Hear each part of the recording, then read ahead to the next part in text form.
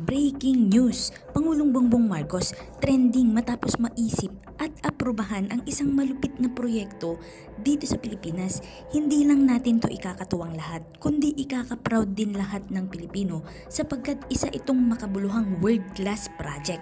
Grabe isipin nyo mga kababayan, ang daming nagdaang presidente pero tanging si Pangulong BBM lang ang may concern na asikasuhin at pagandahan ito. Wow naman, grabe! Kaya naman mga kababayan, huwag na nating patagalin pa. Samahan niyo ako at sabay-sabay nating alamin ang mga maiinit na balita sa araw na ito.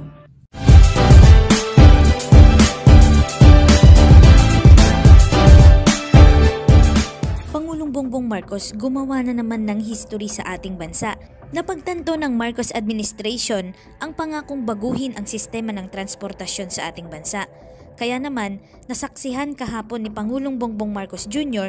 ang napakahalagang paglagda sa concession agreement para sa Ninoy Aquino International Airport Public-Private Partnership Project sa Kalayaan Hall sa Malacañang Palace, March 18, 2024. Ang naganap na kasunduan na nilagdaan ng Department of Transportation Secretary Jaime Bautista, Manila International Airport Authority General Manager Eric Ines at San Miguel Corporation President and Chief Executive Officer Ramon Ang ay hudyat ng pagsisimula ng modernisasyon na pangunahing gateway ng bansa.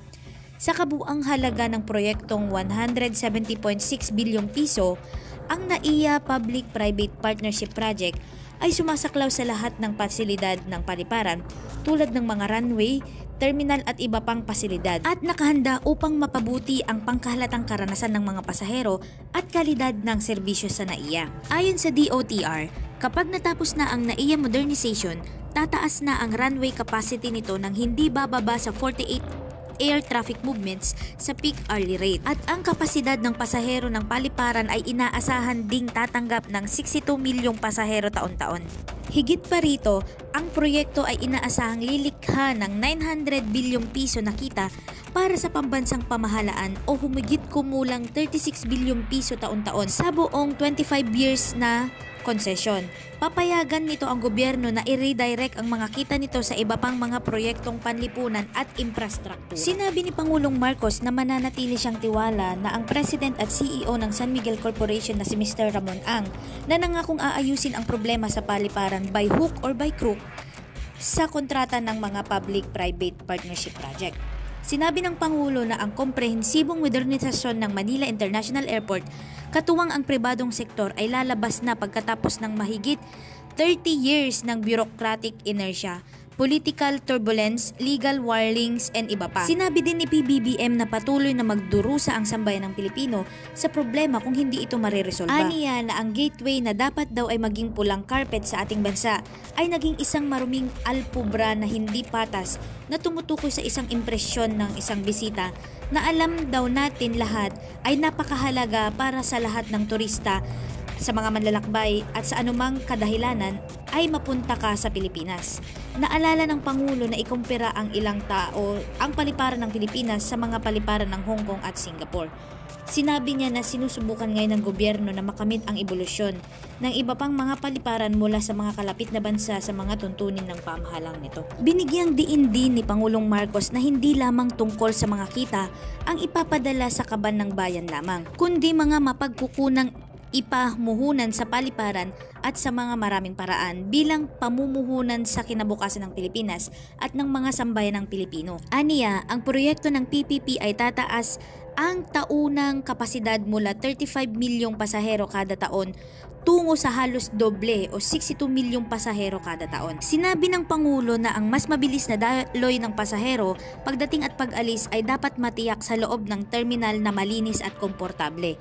Kasabay nito, ang proyekto ay magpapakilos din ng humigit kumulang 88 bilyong piso sa mga mamumuhunang kapital sa loob ng unang 6 na taon ng operasyon nito at higit 8 beses na ibinayad na pamumuhunan ng kapital para sa Manila International Airport mula noong 2010. Dagdag pa niya, babayaran din ng pribadong sektor ang gobyerno ng humigit kumulang 1.052 trilyong piso sa susunod na 15 na taon o higit pa na higit sa 15 times ang halagang ipinadala ng paliparan sa pambansang pamahalaan mula noong 2010. Sinabi naman ni San Miguel Corporation President and CEO Ramon Ang na ang proyekto ay magbibigay daan sa mga Pilipino na maramdaman ang mga benepisyo ng pagpapapribado ng NAIA sa lalong madaling panahon.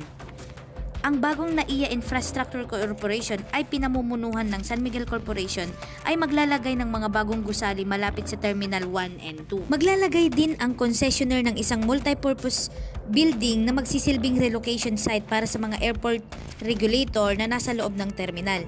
Sa paglipat ng mga ito sa ibang relokasyon, umaasa si Ang na makiklear ang hanggang 30% na espasyo ng Terminal 123 na maaaring magamit para ma-accommodate pa ang mga pasahero. Ang gusali din ay magkakaroon ng parking space para sa kasing dami ng 9,000 na sasakyan. Inihayag din ni Ang mga planong gumamit ng digital system na katulad ng mga ginagamit sa India, kung saan maaaring i-scan ng mga maglalakbay ang kanilang mga mukha sa bahay upang mapabilis ang kanilang mga transaksyon bago ang pag-alis sa airport. Bagamat inatasan na baguhin ang NAIA para sa ikabubuti nito, sinabi ni Ang na mapapanatilihin ng konsesyonaryo ang ilang elemento sa paliparan.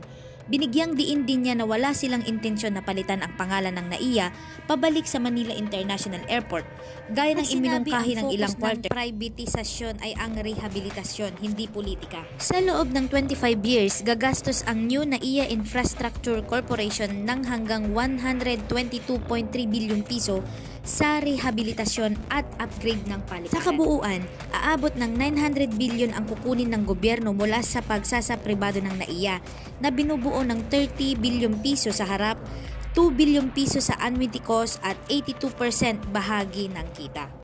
We are celebrating a different kind of departure honor because after more than 30 years, the comprehensive modernization of Manila International Airport in partnership with the private sector finally is taking off. The PPP project is a fruit of unity, of vision, of purpose. It highlights the great potential of public-private partnerships in accelerating infrastructure development. By bringing in the expertise of the private sector, we are pushing forward infrastructure projects to meet international standards and to provide the public with state-of-the-art services. The project proves that the bagong Pilipinas that we seek is not an impossible dream. Therefore, let us keep working together. Let's brave the turbulence that may come so we may arrive at the destiny and the destination that we have dreamed for our people.